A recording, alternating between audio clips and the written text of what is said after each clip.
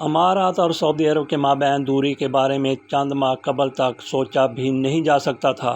امریکہ ایران جنگ کے دوران سعودی عرب اور متحدہ عرب امارات ان ممالک میں شامل تھے جن پر ایران نے حملہ کیا، مگر کسی ایک لمحے یا موقع پر بھی ایران کے حملوں کی زد میں آنے والے ممالک کویت، قطر، بحرین، عمان، امارات اور سعودی عرب متحد نظر نہیں آئے۔ یہ نہ صرف آپس میں پڑوسی ہیں بلکہ کئی اتحادوں کے بندھن میں بھی بندھے ہوئے ہیں۔ ان میں سے کسی ایک ملک نے بھی انفرادی طور پر ایران پر جواباً حملہ نہیں کیا، گویا ایران کے اس جواز کو موقف کو تسلیم کر لیا گیا کہ ان ممالک میں وہ امریکی مفادات کو نشانہ بنا رہا ہے۔ ایران نے اسرائیل سے زیادہ ڈرون اور میزائل امارات کی سرزمین پر گرائے جن کی تعداد کم و بیش 3000 بنتی ہے۔ امارات نے کھلے عام امریکہ سے کہا کہ آبنائے ہرمز کو کھلوانے کے لیے وہ اپنی بحریہ فراہم کرنے کو تیار ہے، تاہم امریکہ نے ایران سے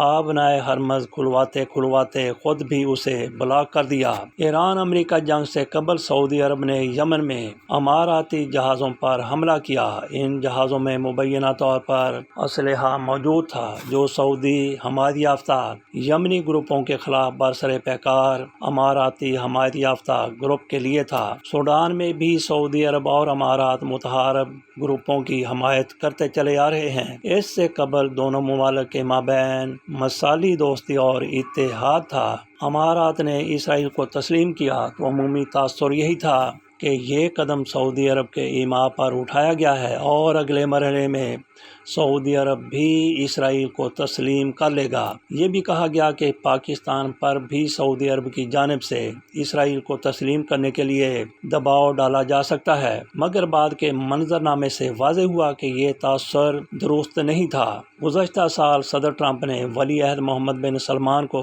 بھی ابراہم اکارڈ میں شامل ہونے کی پیشکش کی تھی، مگر محمد نے اس کے برعکس موقف اختیار کیا۔ ایک سوال کے جواب میں انہوں نے کہا فلسطین کے 2 ریاستی حل کے بعد ہی وہ ابراہم معاہدے کا حصہ بن سکتے ہیں۔ محمد بن سلمان کے اس بیان کے باعث صدر ٹرمپ ان کے بارے میں منفی ریمارکس دیتے نظر آئے۔ ایران کے حملوں کے جواب میں ہر خلیجی ملک نے اپنا دفاع کرنے کی کوشش کی۔ امارات کو مبینہ طور پر اسرائیل نے آئرن ڈوم سسٹم فراہم کیا اور ماہرین بھی ساتھ آئے۔ یہ کسی باقاعدہ معاہدے کا حصہ تھا یا پھر تسلیم کیے جانے کے بعد اسرائیل نے امارات سے دوستی کا حق ادا کیا؟ یہ سوال اپنی جگہ پر موجود ہے۔ اسرائیل اور امارات کے وفود ایک دوسرے کے ہاں آتے جاتے رہتے ہیں۔ دونوں ممالک کے مابین پروازیں بھی تسلیم کیے جانے کے فوراً بعد شروع ہو گئی تھی۔ بھارت کے ساتھ بھی امارات کے تعلقات بہت بہتر ہیں، جن میں آج کل خاصی گرم جوشی پائی جاتی ہے۔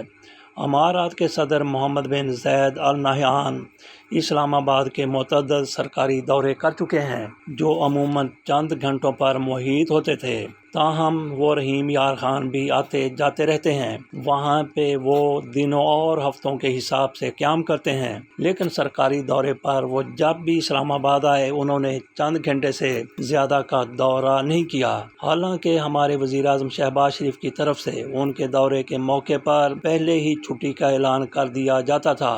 متحدہ عرب امارات کے محمد پاکستان میں تو چند گھنٹے ٹھہرتے ہیں، لیکن اس کے برعکس انہوں نے حالیہ مہینوں بھارت کا 2 روزہ دورہ کیا تھا۔ امریکہ اور اسرائیل نے 28 فروری 2026 کو ایران پر حملہ کیا۔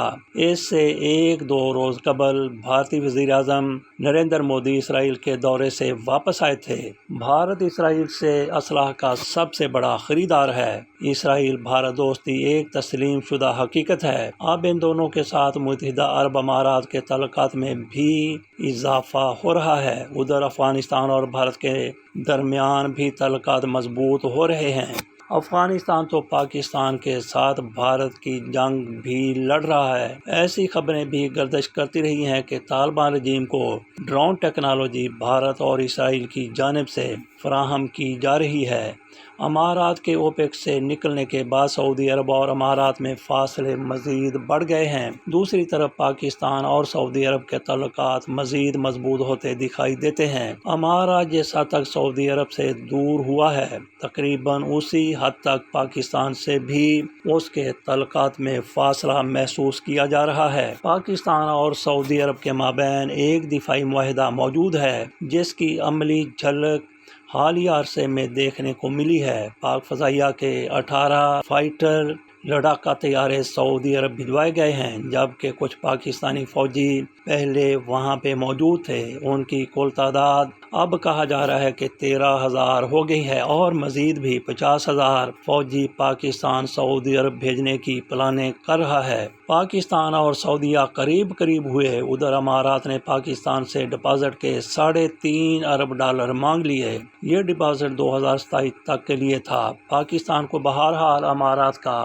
ممنون ہونا چاہیے کہ اتنے سال اس نے تعاون کیا۔ سرکاری سطح پر تو اس پر کوئی منفی رد عمل نہیں آیا، تاہم شاہ سے زیادہ شاہ کے وفادار، انہوں نے شاہ کے اشارے پر امارات کو طعن و تشنیع کا نشانہ بنایا۔ پاکستان اور امارات کے مابین تعلقات بہرحال خوشگوار نہ رہے۔ ایران امریکہ جنگ کے بعد خطے میں کچھ تبدیلیاں تو نظر آنا شروع ہو گئی ہیں اور کئی بعد میں رونما ہوں گی۔ ایک تو خطے میں انڈیا، اسرائیل، امارات کے اتحاد کی صورت میں صف بندی نظر آ رہی ہے۔ اس میں طالبان رجیم بھی شامل ہو سکتی ہے۔ پاکستان ایران تعلقات کا موازنہ پاک سعودیہ تعلقات سے کیا جائے تو سعودی پاک تعلقات کا پلڑا بھاری نظر آتا ہے۔ ایسا ہی تقابل امریکہ پاکستان اور ایران پاکستان تعلقات پر کیا جائے تو بھی صورتحال پاکستان سعودیہ تعلقات کی طرح یکساں بنتی ہے۔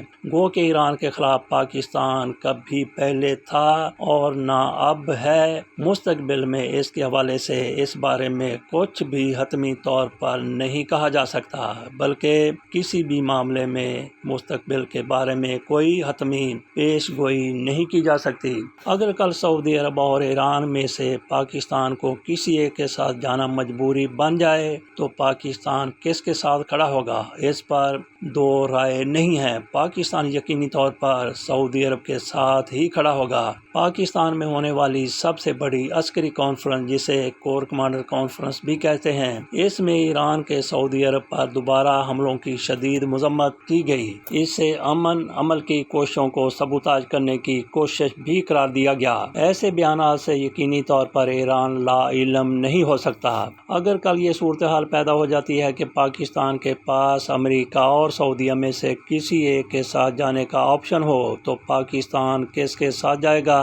آج کی رجیم کے لیے یہ فیصلہ کچھ مشکل ہے۔ انہی سے پوچھا جائے تو ان کے دل میں تو شاید طے ہو کہ ہم نے کس کے ساتھ جانا ہے، مگر زبان پر نہیں لائیں گے، اور مسلط کا تقاضا بھی یہی ہے کہ یہ سر دست ایسی کوئی بات نہ کریں۔ البتہ ایران اور امریکہ میں سے کسی ایک کے ساتھ جانے کے فیصلے پر سوچنے کی زیادہ ضرورت نہیں ہے۔ اس سے بھی ایران واقف ہے اور اس دوران بھی آگاہ تھا جب پاکستان ثالثی کے لیے سرگرم تھا۔ جنگ کی بساط مکمل طور پر لپٹ جانے کے بعد عالمی سطح پر کئی نئے اتحاد وجود میں آئیں گے اور نیٹو جیسے کئی اتحاد برقرار نہ رہتے ہوئے ٹوٹ بھی جائیں گے۔ یہ ملک آج اس کے ساتھ کھڑا ہے، کل کسی اور کے ساتھ بھی کھڑا ہو سکتا ہے۔ پاکستان آج جس طرح سے سعودی عرب کے ساتھ ہے، امریکہ کے ساتھ ہے، کل کیا حالات پیدا ہوتے ہیں، فیصلہ اس کے مطابق ہی ہوگا۔ ٹرمپ کی طرف سے اپنی کانگریس کو بھی چونا لگا دیا گیا ہے۔ ایران سے جنگ باضابطہ ختم ہو چکی ہے۔ ٹرمپ نے اپنی کانگریس کو خط کے ذریعے یہ بتایا ہے۔ کیا جنگ واقعی ختم ہو چکی ہے؟ جنگ ختم نہیں ہوئی بلکہ جنگ بندی ہوئی ہے، سیز فائر ہوا ہے، اور اس دوران بھی امریکہ کی طرف سے ایران کو دھمکی پہ دھمکی دی جا رہی ہے۔ ٹرمپ خط میں کہتے ہیں کہ 28 فروری کو شروع ہونے والی کارروائیاں مکمل۔ 7 اپریل کے سیز فائر کے بعد کوئی جھڑپ نہیں ہوئی۔ ایران اور اتحادی گروہوں کا مقابلہ کرنے کے لیے دفاعی پوزیشن میں تبدیلیاں جاری ہیں۔ ایک طرف وہ کہتے ہیں کہ جنگ ختم ہو چکی ہے، دوسری طرف کہتے ہیں مستقبل میں فوجی کارروائی کا امکان برقرار ہے۔ ٹرمپ انتظامیہ کا یہ بھی کہنا ہے کہ آئندہ فوجی ایکشن کوئی نئی اور الگ کارروائی تصور کیا جائے گا۔